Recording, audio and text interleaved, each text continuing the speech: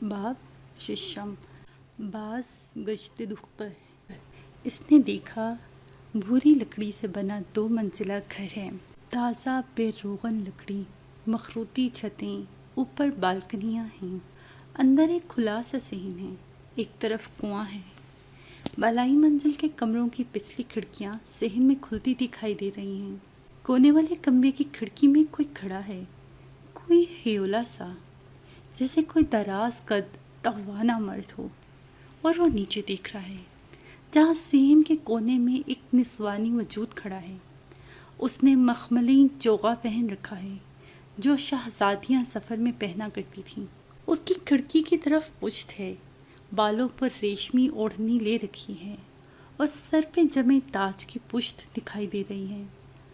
چوغے کے آستینوں سے نکلتی سفید باہوں میں سونے اور ہیرے کے کنگن ہیں، خوبصورت ہاتھوں میں زمرد اور یاقوت جڑی انگوٹھیاں ہیں، اور وہ ہاتھ مہارت سے مٹی اور گارے سے چبوترے پہ کچھ بنا رہے ہیں۔ انداز سے لگتا ہے کوئی مجسمہ ہے، اور وہ لڑکی، وہ شہزادی، وہ مجسمہ بناتے ہوئے بار بار رکتی ہے، گردن ذرا سی موڑتی ہے۔ شکل ابھی بھی دکھائی نہیں دیتی، بس ماتھے کے اوپر تاج کا کونا کنپٹی سے جھلکتا ہے۔ بار بار گردن موڑنے کی خواہش کے باوجود وہ واپس چہرہ پھیر جاتی ہے، جیسے واقف ہے اس بات سے کہ اوپر کھڑکی میں کوئی اسے دیکھ رہا ہے۔ پھر دفعتاً وہ سر جھکا کے ہلکا سانستی ہے اور گردن موڑنے لگتی ہے، اور کسی دھوئیں کی طرح خواب فضا میں تحلیل ہو جاتا ہے۔ تو آنکو، میں یہ گھر خریدنا چاہتی ہوں۔ یہ فکرہ لبوں سے نکالنے سے چند منٹ قبل تالیہ نے یہ خواب دیکھا تھا۔ جس وقت وہ دالان میں داخل ہوئی تھی اور گردن اوپر اٹھائے بالائی منزل کو دیکھ رہی تھی، اور اندر فاتح اور اسرا تلخی سے اس کے بارے میں بات کر رہے تھے، اس وقت تالیہ کی نظروں کے سامنے وہ منظر کسی خواب کی طرح چلنے لگا تھا۔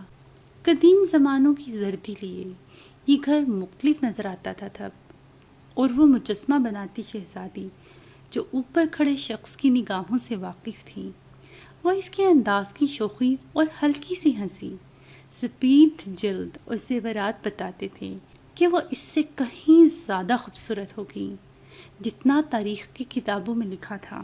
وہ خواب سے چونکی تو خود کو سن باؤ کے گھر میں کھڑے پایا۔ فاتح اور بچے باہر آ گئے تھے، اور اب فاتح مجسمے کے بارے میں بتا رہا تھا۔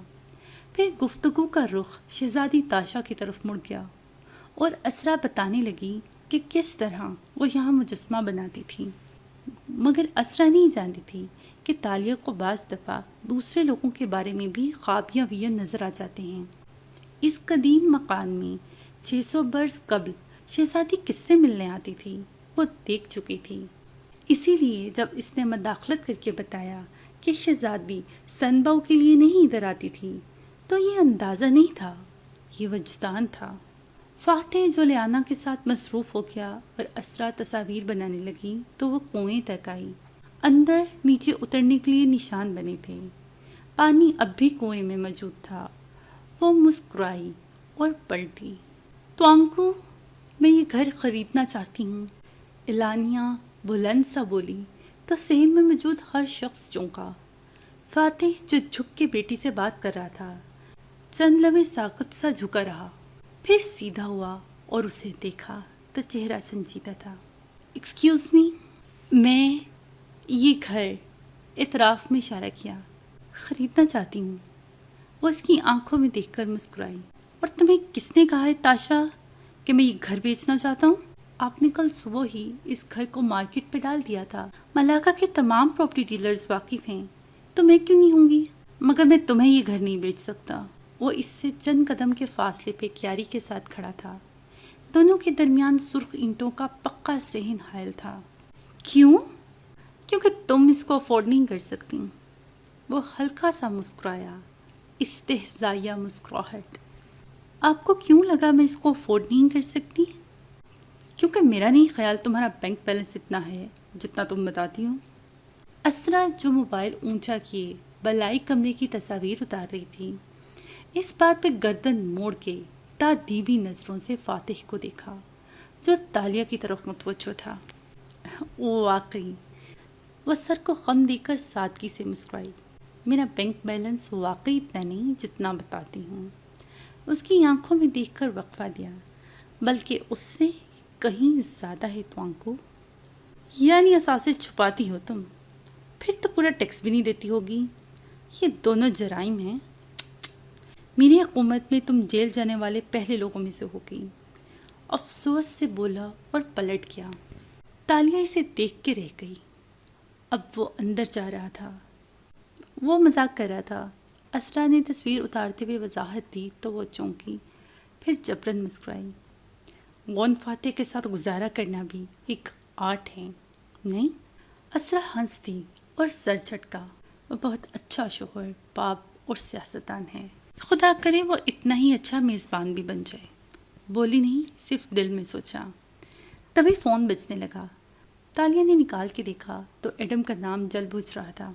کونگو کا فون ہے، نیلامی کے بارے میں جاننا چاہتے ہوں گے۔ میں ذرا ان کو سن لوں۔ مسکرا کے اس پینٹر کا نام لیا جس کے بارے میں اسرا کو بتایا تھا کہ نیلامی پہ مدعو کر رکھا ہے، اور فون کان سے لگائے بیرونی دروازے کی طرف بڑھ گئی۔ ہاں بولو۔ گھر سے باہر نکلی تو سڑک پہ اکا دکا گاڑیاں گزر رہی تھیں۔ ارد گرد شاپس اور ریستوران بنے تھے۔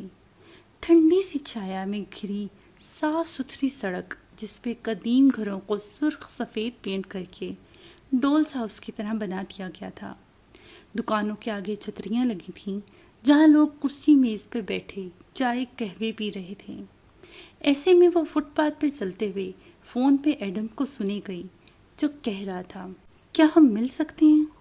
ہاں مگر شام کو، میں ابھی گھر پہ نہیں ہوں۔ میں جانتا ہوں آپ ملاقہ میں ہیں، میں بھی وہیں آ رہا ہوں۔ تالیہ چونکی۔ میری جاسوسی کرنے لگے ہو کیا؟ نہیں، ہاں شاید۔ اچھا ہم کہاں مل سکتے ہیں؟ تم کیوں ملنا چاہتے ہو ایڈم؟ کیا آپ کو وہ سکہ نہیں چاہیے؟ تالیہ اس سوال پہ خاموش ہو گئی۔ گاڑیاں ساتھ سے گزر رہی تھیں اور وہ فٹ پاتھ کنارے آگے چلتی جا رہی تھی۔ سکہ ساتھ لا رہے ہو؟ جی، کیونکہ خزانہ ملاقہ میں ہی ہے نا۔ تالیہ مراد رک گئی، بالکل ساقط شل۔ خاموش کیوں ہو گئی آپ چیتالیہ؟ چابی کا دوسرا حصہ آپ کے پاس ہے، لیکن سکہ میرے پاس ہے اور خزانہ ملاقہ میں۔ اتنا مشکل نہیں تھا گیس کرنا۔ مجھے نہیں پتا تم کیا کہہ رہے ہو۔ یہ سکہ سرکار کی امانت ہے۔ اس نے کہنے کی کوشش کی۔ ہم کہاں مل سکتے ہیں چیتالیہ؟ وہ بے چینی سے بولا۔ وہ چند لمحے سوچتی رہی، بولی نہیں۔ اگر آپ کو سکہ چاہیے تو آپ کو مجھ سے سچ بولنا ہوگا۔ سچ آپ کو آزاد کر دے گا چیتالیہ۔ وونگلی کے کنویں پہ مجھ سے ملو۔ کون سا کنواں؟ جو وونگلی کے گھر میں ہے؟ سن باؤ کا گھر؟ نہیں اسٹوپڈ، وہ تو فاتح صاحب کا گھر ہے۔ میں بوکیت چینا پہاڑی کی بات کر رہی ہوں جہاں وونگلی نے کنواں بنوایا تھا جس کا پانی 600 سال سے خشک نہیں ہوا۔ 557 سال چیتالیہ، اور اس کو وونگلی کا کنواں نہیں کہتے۔ یہ نام سیاحوں نے غلط العام کر رکھا ہے۔ وہ کنواں وونگلی نے شہزادی یون سوفو کے لیے بنوایا تھا۔ اس کو یون سوفو کا کنواں کہتے ہیں۔ تمہیں اتنا کیسے معلوم ہے؟ کیا آپ کتابیں نہیں پڑھتی چیتالیہ؟ وہ گہری سانس لے کر بولا تھا۔ اب اس کا کیا کروں؟ کال ختم کر کے وہ وہیں فٹ پاتھ کنارے پہ کھڑی سوچتی رہی۔ پھر مڑی تو سامنے ایک دکان کے آگے تنی چھتری تلے کرسیاں میز بچھی تھیں۔ وہاں آمنے سامنے دو بوڑھے بیٹھے شطرنج کی بساط درمیان میں رکھے غور و فکر کر رہے تھے۔ وہ آگے آئی اور ان کے عین سر کے اوپر جھکتی سوچتی نظروں سے بساط دیکھی۔ اگر سیاہ والی فوج اپنے اس پیادے کو ایک قدم چلائے، 2 انگلیوں سے پیادہ اٹھایا تو دونوں نے چونک کے گردنیں اٹھائیں۔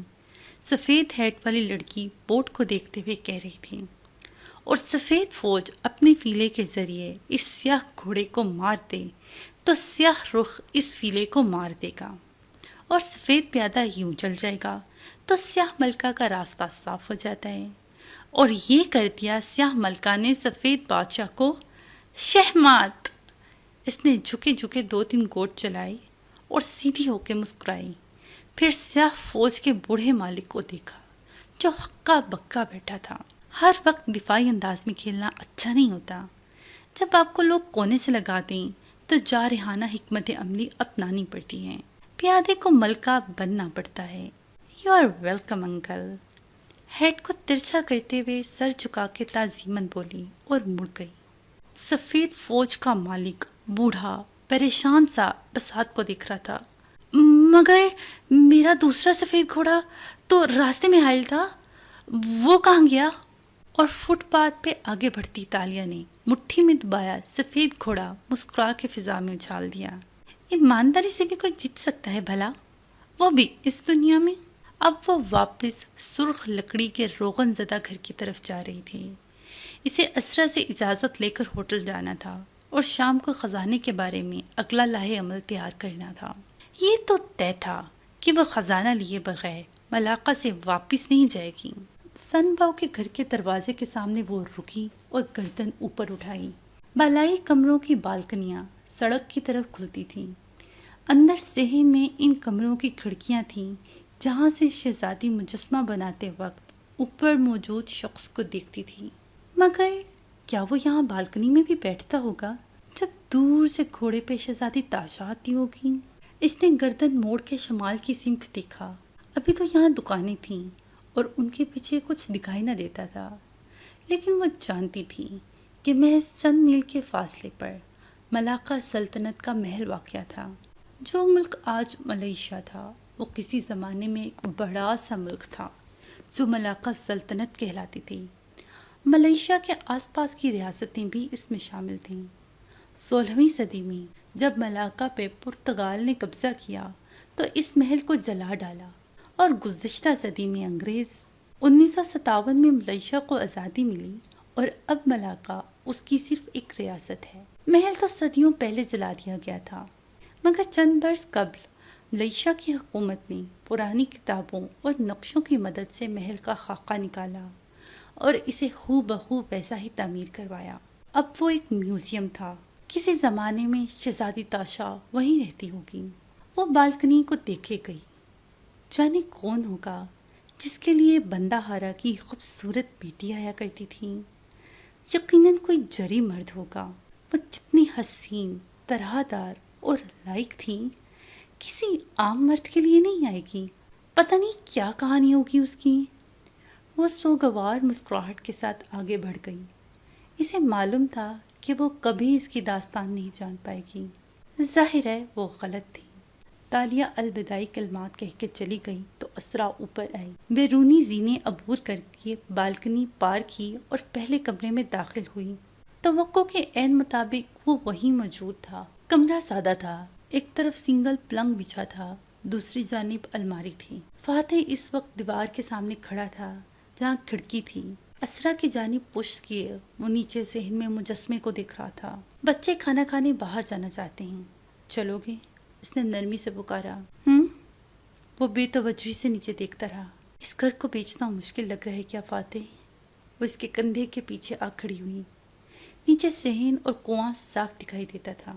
نہیں تو میں یہاں کم رہا ہوں، کبھی چھٹیوں میں آتے تو میں یہ کمرہ لے لیتا تھا، 4-5 ماہ میں ایک آدھے دن کے لیے۔ مت ظاہر کرو کہ تمہیں اس کو بیچنے سے فرق نہیں پڑتا۔ واقعی نہیں پڑتا، بیچ ہی رہا ہوں، ڈھا نہیں رہا۔ باہر دیکھتے ہوئے اس نے شانے اچکائے۔ نئے مالک ڈھا دیں گے، کوئی کافی شاپ، کوئی ٹی ہاؤس بنا دیں گے اس کو۔ فاتح نے جواب نہیں دیا۔ وہ نیچے دیکھتا رہا۔ سینے پہ بازو لپیٹے اس کی سیاہ آنکھیں مجسمے پہ جمی تھیں۔ جینز کے اوپر سفید شرٹ پہنے، بال ماتھے پہ بکھرے، وہ عام دنوں سے مختلف لگ رہا تھا۔ فاتح ریستوران، اس نے یاد دلایا تو وہ گہری سانس لے کر اس کی جانب گھوما۔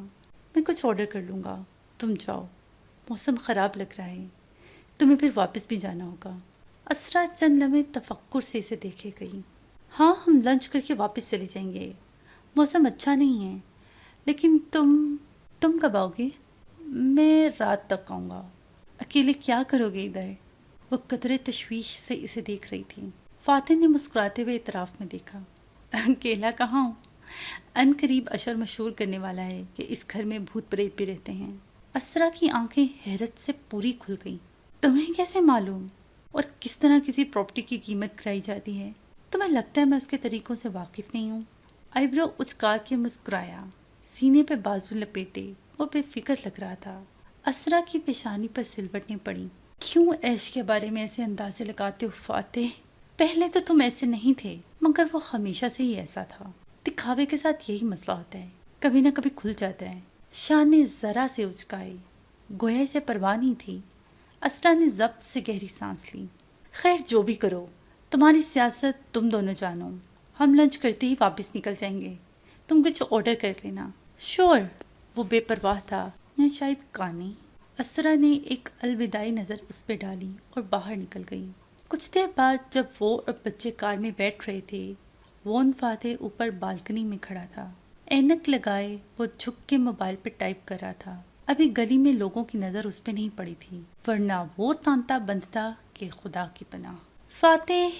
کار کا دروازہ کھولتے وقت اسرا نے اسے پکارا تو فاتح نے سر اٹھایا، پھر ان کو دیکھ کر مسکرایا اور اینک اتاری۔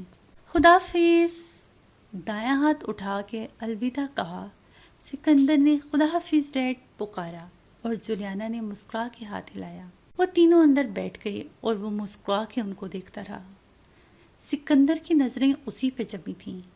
بار بار فکر مندی سے وہ باپ کو دیکھتا تھا جو ریلنگ پہ دونوں ہتھیلیاں رکھے جھک کے ان کو دیکھ رہا تھا۔ ماما، ہمیں ڈیڈ کو چھوڑ کے نہیں جانا چاہیے۔ کار آگے بڑھ گئی تو وہ بے چینی سے پیچھے مڑ کے ماں سے بولا، تمہارے ڈیڈ 48 سال کے ہیں، بے فکر رہو، وہ راستہ نہیں بھولیں گے اور بالکل بھی نہیں کھوئیں گے، ان کو بھی کوئی سپیس چاہیے۔ وہ جو سیل فون پہ لگی تھی قدرے اکتا کر بولی تو سکندر گردن موڑ کے سڑک کنارے بھاگتے درختوں کو دیکھنے لگا۔ اس کا دل خراب ہو رہا تھا، پتہ نہیں کیوں۔ کیا بڑے لوگ راستہ نہیں بھولتے؟ ملاقہ کا دارالحکومت ملاقہ شہر تھا جو سمندر کنارے واقع تھا۔ جس ہوٹل میں تالیہ نے کمرہ لیا تھا اس کی کھڑکیاں ساحل کی طرف کھلتی تھیں۔ فرنچ ونڈو پر پڑے سفید پردے ہوا سے پھڑ پھڑا رہے تھے اور نیچے ٹھاٹھے مارتا سمندر دکھائی دے رہا تھا۔ بیڈ پہ اس کا سامان بکھرا پڑا تھا اور وہ سامنے کھڑی تھی۔ ہاتھ میں ایک بیک پیک تھا جسے اسکول جانے والے کندھوں پہ پہنتے ہیں۔ وہ کچھ چیزیں نکال کر اس بیک پیک میں رکھ رہی تھی۔ رسی، ٹیپ، چند اوزار، پیسے، کریڈٹ کارڈز، گلوز۔ چھوٹے سے بیک پیک کو بھرنے کے بعد وہ روم فریج تک آئی اور اندر سے پانی کی ایک بوتل نکالی، ایک کوکا کولا کا کین اور چند چاکلیٹ بار۔ اتنی کیلوریز؟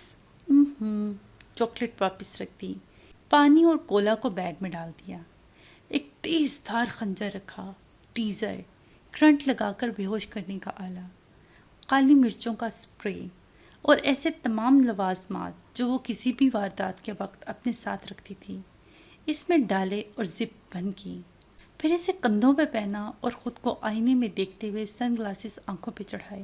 تبھی موبائل بجا۔ ایڈم کنویں پہ پہنچ چکا تھا۔ وہ اسے وہیں رکنے کا کہہ کر باہر نکل آئی۔ ذہن تیزی سے مختلف ممکنات کو سوچ رہا تھا۔ ملاقہ کے ساحل کا یہ حصہ الگ تھلگ سا تھا۔ یہاں اونچی چٹانیں تھیں اور نیچے سمندر بہتا نظر آ رہا تھا۔ لہریں امڑ امڑ آتیں اور چٹانوں سے سر پٹک کے واپس لوٹ جاتیں۔ یہاں اکا دکا لوگ نظر آتے تھے، دور تک ریت سنسان پڑی تھی۔ ایسے میں ایک چٹان کے اوپر وون فاتح کھڑا تھا۔ اس کی سفید شرٹ ہوا کے باعث پھڑ پھڑا رہی تھی۔ وہ دونوں ہاتھ کمر پہ رکھے سمندر کو دیکھتے ہوئے سوگوار سا مسکرا رہا تھا۔ لہروں کی جھاگ میں شکلیں بن بن کے ابھرتیں اور ابھر ابھر کے مٹتی تھیں۔ بہت سی یادیں گویا امڑتی چلی آ رہی تھیں۔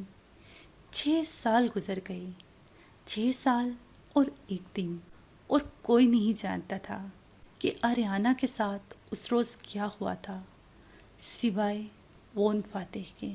اسے ایک ایک لمحہ یاد تھا۔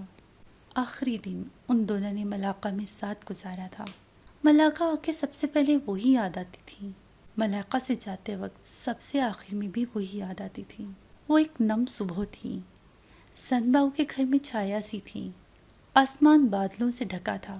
ایسے میں ذہن میں وہ بیٹھی تھی، ننھی آریانہ۔ اس مجسمے کے قریب پنجوں کے بل بیٹھے وہ اس کے پاؤں دیکھ رہی تھی۔ लंबे बाल कमर पे बिखरे थे। वो चीनी नकोश वाली गोरी सी लड़की थी जिसकी आंखें मोटी मोटी थीं। वो उसकी पुश्त पे आ खड़ा हुआ। आर्याना ने गर्दन मोड़ी तो देखा फातिह मुस्कुरा के उसे देख रहा था। टी शर्ट और जीन्स पहने वो छुट्टी वाले लापरवाह हुलिये में लगता था। क्या तुम्हें भी सनपाऊ पसंद है? वह पंचों के बल ईंटों वाले फर्श पे बैठा। आर्याना ने वापस चेहरा मुजस्मे की तरफ मोड़ लिया। डैड, क्या ये आदमी असल में था कोई? हाँ बेटा, इसका नाम मोंगली था। इसका मुजस्मा क्यों बनाया शहजादी ताशा ने? क्योंकि वो शहजादी थी और शहजादियाँ अपनी मर्जी की मालिक होती हैं। ऊपर बादल जोर से गरजे और यकायक मोटी मोटी बूंदें सहन में गिरने लगी। काश मैं भी शहजादी होती। वो हंस दिया। तुम्हें क्यों लगा कि तुम शहजादी नहीं हो? सुर्ख ईंटों वाला सहन बारिश में भीग रहा था और वो दोनों पंजों के बल साथ साथ बैठे थे। क्योंकि आप बादशाह नहीं हैं। वह हथेलियों पे चेहरा गिराए उदास नजर आती थी।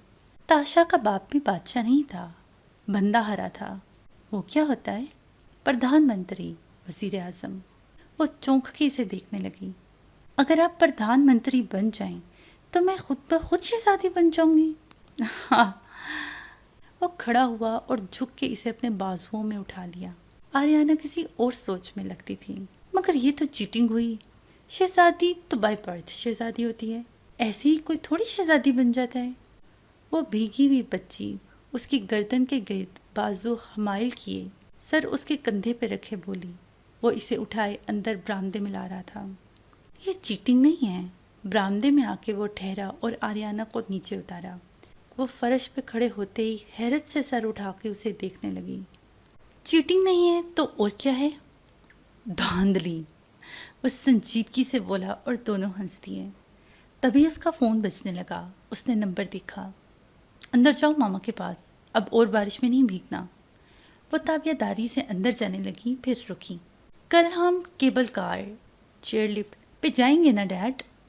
फातिह ने सिर्फ सर हिला दिया और फ़ोन कान से लगाते हुए बरामदे के दूसरे सिरे तक चलता आया। चेहरे पर संजीदगी छा गई थी। कहाँ हो फातिह? मर्दाना आवाज़ दोस्ताना अंदाज में सुनाई थी। मैं छुट्टी पे मलाका आया हुआ हूँ। क्यों? वो अब बरामदे के सतून के साथ आ खड़ा हुआ था।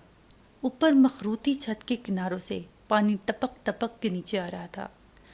सामने ज़हीन भीगता दिखाई दे रहा था। फातिह, वो कोई सियासी दोस्त था, तजब्जुब से बोला। सोफिया साहिबा एक पैगाम देना चाहती थी। प्रधानमंत्री की बेटी सोफिया रहमान साहिबा? वो इस्तेहज़ाइया मुस्कुराया। ये उन दिनों की बात है जब सोफिया रहमान के बापा मुल्क के वज़ीर आज़म थे।